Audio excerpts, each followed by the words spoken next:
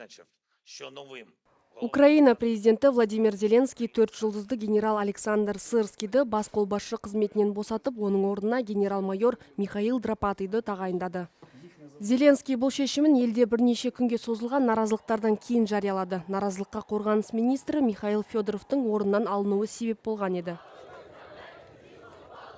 Федоровтың айтуынша, бұған оның генерал Сырский мен шиеленіске түскен келіспеушілігі түрткі болған. Наразылық білдірушілер Федоровтың қызметіне қайтаруды және Александр Сырскийді орнынан алуды талап еткен соң, Зеленский Украина қарулы күштерінің бас штабы қалай қайта құрылатынын хабарлады.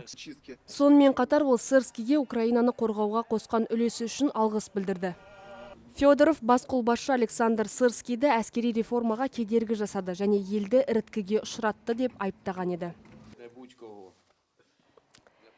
Жаңа қолбасшы Драпатый осыған дейін солтүстік шығыстағы Харьков облысындағы Майдан шебін қамтитын жаңадан құрылған біріккен күштер қолбасшылығын басқарып келген. Ол азаматтық белсенділер мен әскерилер арасында үлкен беделге ие болған.